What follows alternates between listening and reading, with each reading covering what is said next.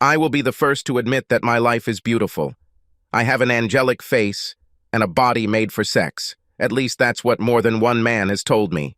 For me, this means that I never had a problem with male attention and played happily on this field until I was 24.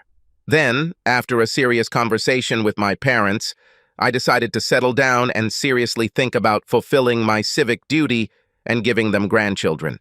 Being the only child of wealthy parents, I never needed any serious qualifications or serious work. My father tried to push me to study some field that would allow me to take over his business when he retired, but I simply wasn't interested. I don't know if that's what subconsciously first attracted me to Dave, but he was perfect. A superb physical specimen, sharp as a whip, already with a business degree and an MBA. I think Mom and Dad fell in love with him before I did. We got married a year later, and less than a month later, I became pregnant. 10 years passed, and I was the most beautiful soccer mom at the private school my kids attended. I picked them up in a top-of-the-line BMW and then drove them to our 12-room mansion in the greenest suburb of our city. Dave, or the 15-year-old schoolgirl who lived next door, looked after them 2 or 3 evenings a week when I went to my job as chairman or board member of some church or charity. On weekends, I usually went shopping with my girlfriends on Saturday, while Mom looked after the kids and Dave played 18 holes with Dad. On Sunday mornings, Dave and I took the kids to church. I'm not particularly religious, but at our social level, it's kind of expected, you know? We were sitting on a bench that my grandfather had sponsored after he made his first fortune. Later, we went to Sunday lunch at my parents' house, catered, of course, where lately Dad and Dave had been discussing the process of Dad retiring and my husband taking over. After lunch, as a rule, we left the children with my parents, and Dave and I went home and did what married people do. Well, some of the things married people do. Early on in our sex life, I decided that I would be conservative in the bedroom. This was the case until recently. Yes, I found my ideal man, a fantastic father, an amazing provider, and an attentive lover. I have money, comfort, status, respect, and almost everything I want. Almost. It all started with an erroneous keystroke while I was browsing the internet one day. One wrong key, 60 minutes of viewing, and the days when my husband was enough for me were numbered. You see, I accidentally stumbled upon the site and discovered a side of myself that I didn't even know I had. Soon I was rushing home after dropping the kids off at school and visiting more and more websites. This whole painful thing is not about me, but the idea of being shackled, bound, blindfolded, helpless, while a strong man does whatever he pleases me, delights me. The first weekend after I discovered this side of myself, I took time off to go shopping with my friends, then pretended to be sick so I could stay home and not go to church. After Sunday lunch, I tried to refuse sex with Dave, but to no avail. In the end, I just stretched my arms above my head, grabbing the headboard of the bed and imagining that I was tied to it. The obvious solution to my ever-increasing cravings was to confess my new addiction to my husband. I'm sure he would have done everything necessary to make me happy, but, of course, good girls don't do that. Instead, I began to pretend, and my sexual frustration grew. I felt like a tightly coiled spring. My downfall began when I discovered the forum. There was a section where people could meet and then tell the rest of the readers how hot their last scene was. And they were hot, related, blindfolded, in a collar. Their words were as moving as the images that accompanied them. I won't bore you with the details, but on the internet I met a guy who was an experienced dominant and lived a few hours away from me. The photos showed a guy who was probably in his mid-40s but still looked in good shape. He said he was married and his wife didn't like that kind of thing. He shared nude photos of himself with me, but I only sent him photos of my body. I was very careful and cleared everything off our computer, deleted browsing history and everything. I stored some of my favorite things on a memory card, which I hid in the lining of my rarely used purse. I don't think I ever consciously made the decision to cheat on my husband. I've definitely never had an internal debate with myself. I just didn't take any steps to stop the situation when this guy, his name is Darren, ordered me to take time off work to meet him. My conscience didn't really bother me either. I felt forced to satisfy a sexual desire that did not pose a threat to my marriage. No threat, because Dave was never supposed to find out, just like everyone else I knew. Good girls don't do anything even remotely close to what I planned. I started making a list of everything I would need to provide. Darren apparently interpreted my temporary silence as reticence. He bombarded me with stories of what he was going to do to me when we met. Some of them were not to my taste, but we agreed. I know being tied up by a complete stranger is a huge risk, but I was obsessed, like I said. I hinted that our meetings could become regular, which meant that if he didn't give in the first time, there wouldn't be a repeat. In fact, I realized that the longer the affair went on, the chances of discovery increased exponentially, and I vowed to limit the experience. You see, I did my research. The negotiations ended, and I continued my research on how not to get caught. I know that people say that cheaters are always caught, but this is just propaganda and statistics. Stories and statistics about how people get away with cheating are never published. I imagine that for every betrayal discovered, there are 10 hidden ones. So, over the next 3 weeks, my life returned to normal. Dropping the kids off at school, rushing home, looking at pictures and videos of everything I had agreed upon with Darren, then reading stories about cheating wives until it was time to pick up the kids again. My friends inevitably got tired of being rejected when they called to ask me to meet, but at the time I didn't notice. At the very beginning of this journey, I discovered that one of the main signs that a cheating wife had been discovered was changes in behavior. A little honest self-reflection revealed that I was giving all the signals to whoever was watching me. I forced myself to return to normal behavior when I was being watched, especially remembering to ask my husband to have sex, but also making a list of precautions. I should meet Darren somewhere on the other side of town where I would never be recognized. My husband travels at least 4 times every 2 weeks for work. After all, he is a business development manager at his dad's company. Proving that he is where he says he is not difficult. I will ask him to take a photo of the room when I call in the evening. I will say that I miss him and want to imagine myself where he is. I must leave the house only after 10 in the evening so that no one can call me or come to me and find that I am not at home. I intended to leave my mobile phone and car at home in case someone installed beacons on them. I should meet Darren at an inexpensive motel, where it's unlikely that my friends would be able to notice me. This made me smile.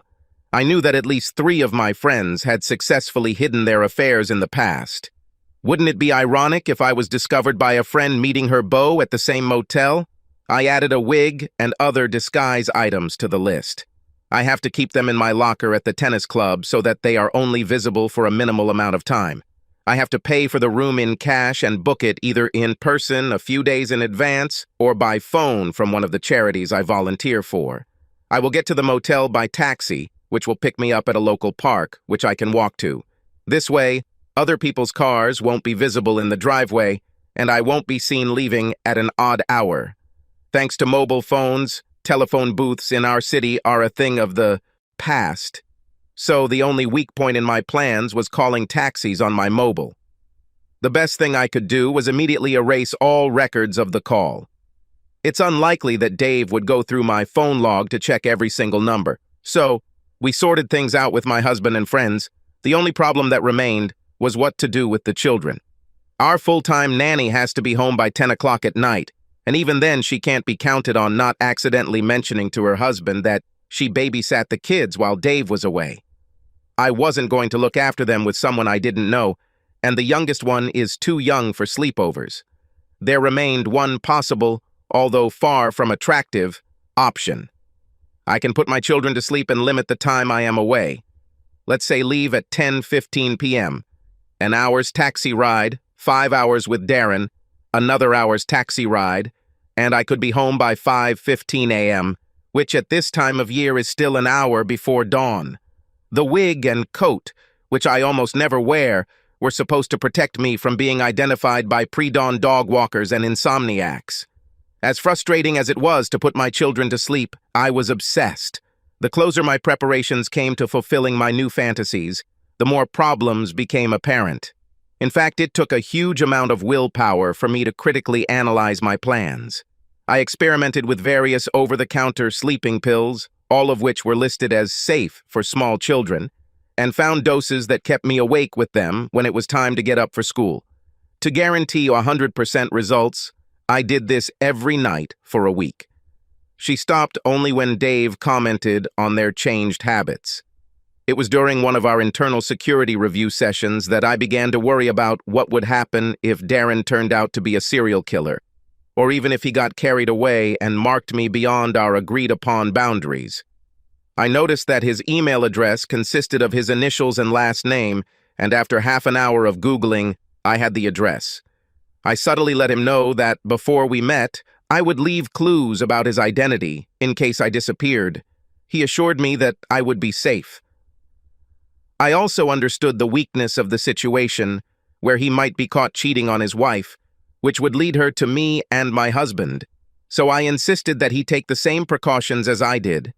I found it hard to believe that his wife knew and condoned his meetings with other women.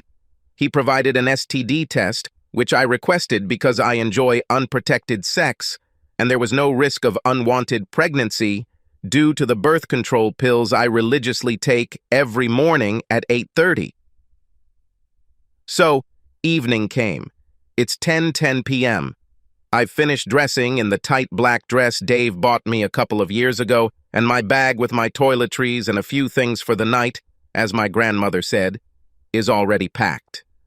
Caller ID showed that Dave was calling from a number with an area code that matched where he was supposed to be, a 3-hour flight away.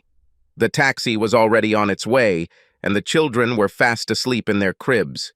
I ended up paying cash for 3 nights of room rental, under a fictitious name, of course.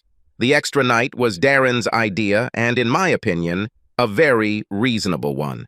By the time I get there, and then I have to leave to get home before dawn, we will have barely 5 quality hours. What if I like it and want more?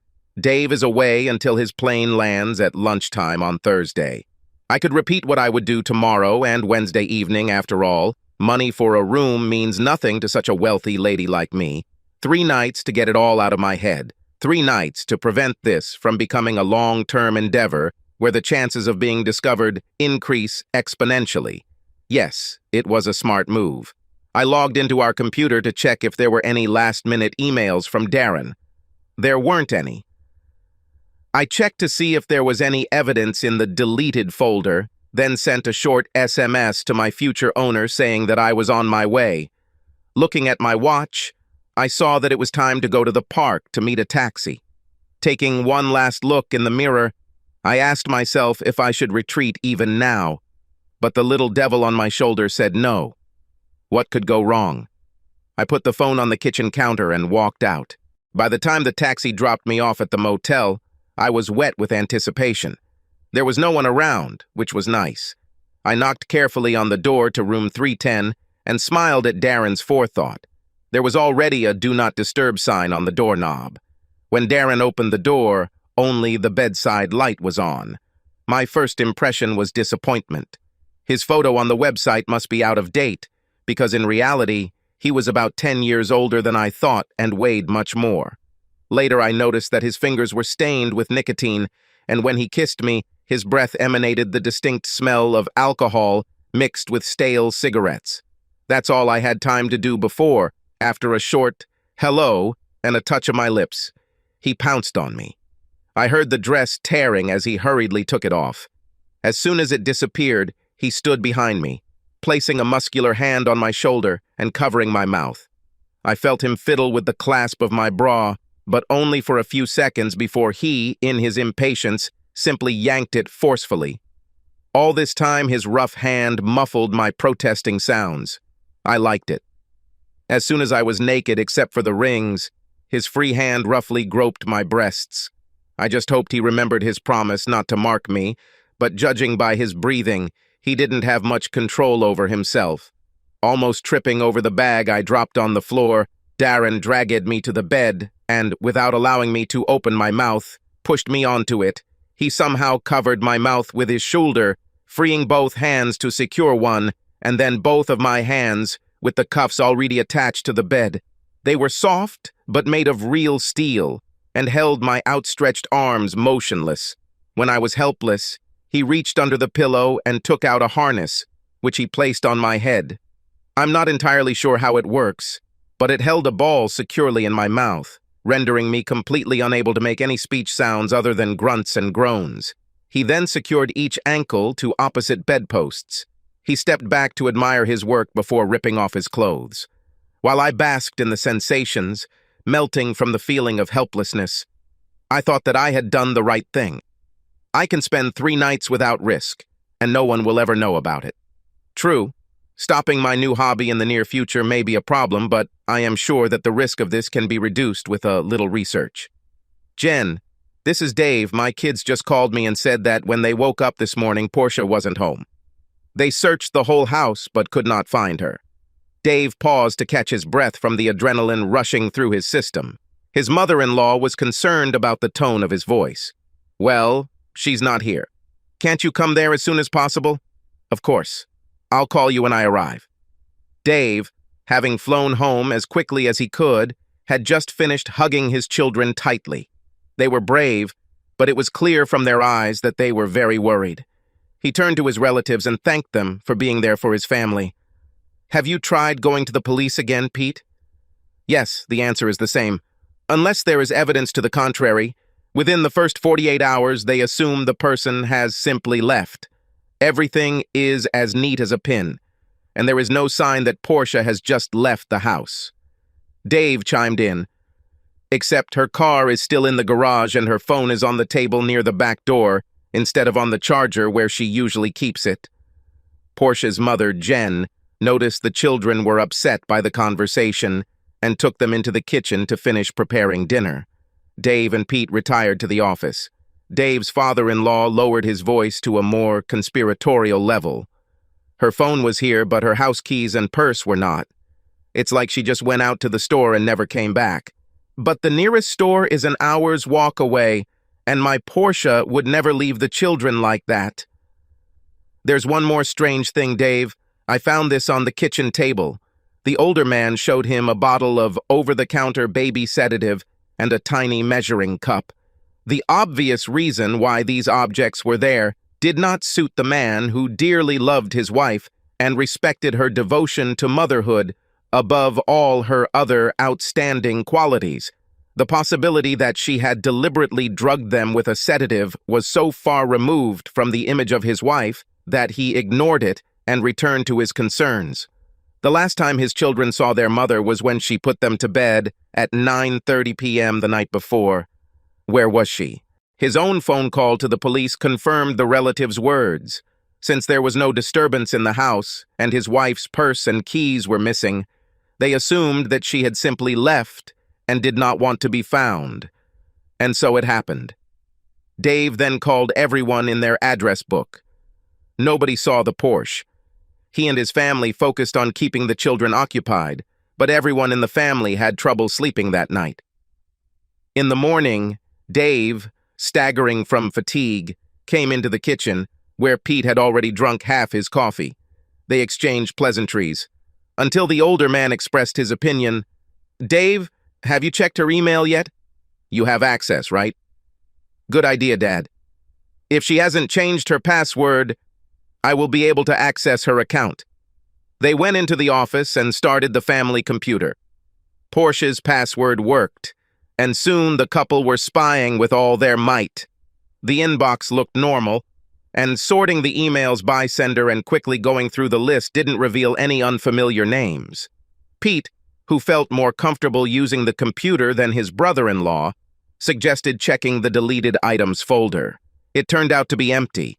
The elderly man's heart sank even more. He suggested that Dave check the sent items folder, already expecting that it would also be empty. That's almost exactly what happened. Almost, except for a single letter sent to Hardman a little after 10 on Monday evening. The simple message was chilling. I'll be there soon. Either Portia didn't bother to delete it, or it was transferred after she cleared out her sent messages folder. Dave turned away and the bottle of baby sedative from the previous evening came into his field of vision. A connection clicked in Dave's mind as Peter followed his gaze, and he quickly came to the same conclusion. Of course, she didn't do it, did she? Is there a better theory? Anger at his wife fought for dominance with fear. It was starting to look like Portia put her kids on sleeping pills so she could meet someone on Monday night and, for some reason, didn't come back. Armed with this circumstantial evidence of foul play, Dave called the police again. They still refused to intervene but suggested that he take the children for a blood test, which he did. Afterwards, he took them to school and then went home. Tam emailed Hardman, "Just tell Portia to come home. Her kids are worried. If you hurt her, I will find you and kill you." Wednesday evening passed just as slowly as the previous one. The pathology lab called early Thursday morning to say that the children's blood samples had found fairly high levels of chemicals found in sedatives. With possible evidence of a crime, the police finally took the case seriously and asked for the email address found on the computer, but warned them not to get their hopes up, as identifying people by email address is questionable at best.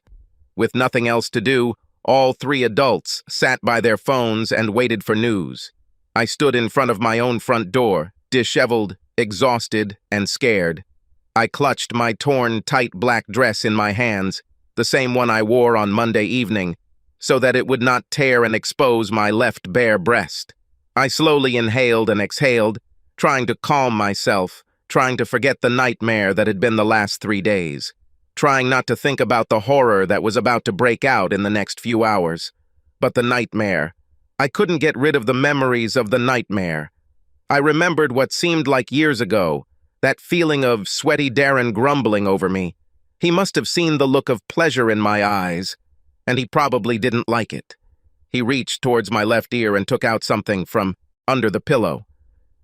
It was a black leather device similar to the nine-tailed whip from the old days. It had several leather tassels, each with a knot at the end. It hurt, and my eyes had to show him that, as did my muffled scream. The expression on his face was disgusting as he wielded the whip. Only now did I realize what a completely helpless situation I had put myself in. I screamed. When the tails struck again, my eyes begged the man above me to stop. Apparently, this was the moment he had been waiting for, because with a mighty roar, he finished. I closed my eyes in humiliation, real humiliation, not the fantasies that I saw on all sites. My mind was terrified of what Darren might do next and what form he would leave my body in. From the place where my mind full of horror rushed, strange sounds brought me back. When I opened my eyes, the first thing I saw was that the expression of pleasure had disappeared from Darren's face. It was replaced by an expression of anguish. He gasped and clutched his chest, and his face turned a sickening white color. As I watched, he suddenly collapsed on me and twitched for probably half a minute before I heard a sound that I had only read about in books. Death rattle. Darren was dead. His entire weight was pressing down on my chest, and it felt like every time I exhaled, I didn't have the strength to fill my lungs again. I thrashed around in a panic, but since my arms and legs were fully extended, I could not find any leverage to push him off. As terrible as this experience was, it was overshadowed by my horror. It was probably 11:30 p.m. and I was stuck here, unable to call for help because I couldn't communicate beyond grumbling or reach out to the wall to knock on it with any part of my body. I hang around here until the maid comes to check if I need anything in the room. When? At 9 or 10 in the morning? By this time, my children should have woken up from their sleeping pill-induced sleep, gone to Mom's room to wake her, and found that she was gone. I could imagine their horror when they discovered the house was empty, and it made me panic and start rushing around. However, I pulled myself together, thinking that I could again move Darren's body into a position where my lungs were being compressed. I stopped moving and started crying. What will my children do when they find themselves alone? Will they go to the neighbors, or they'll use the sheet of speed dial numbers next to their home phone and call, who? Dave or my parents? Neither one nor the other was good. Dave will be scared and confused and will immediately call my cell phone, which will ring from the table near the door of the house. Then he will call my parents and my mother will go into the house as quickly as she can. Dad will be at work. She'll find that I'm gone, and maybe my phone, but not my purse. So what? Will he call Dave? Will he call the police? In any case, I'm screwed. Unless, and this is where my mind grasped at a straw. The maid doesn't come very early and I can convince her to find the keys to the handcuffs and let me go. And then I promise her enough money so she doesn't immediately call the police. I can get maybe $10,000 in cash quickly and without leaving a trace. I can rush home as quickly as possible, wake up the kids, apologize for oversleeping, and take them to school. Then call the police. I can threaten to sue them if they tell the media about this and have it all sorted out by the time the kids graduate from school, or ask their mom to pick them up. There's nothing wrong with that. Two consenting adults engaging in legal activity, which just went really badly. All was good. Everything will be fine. Then I remembered that I booked a room for 3 fucking days, but that was also normal. The maid still checks each room daily for fresh towels and so on. Then I remembered the Do Not Disturb sign on the outside handle, and all my illusions collapsed. I heard myself make a sound through the gag that was half a moan, half a sigh. The death rattle of my marriage and perfect life.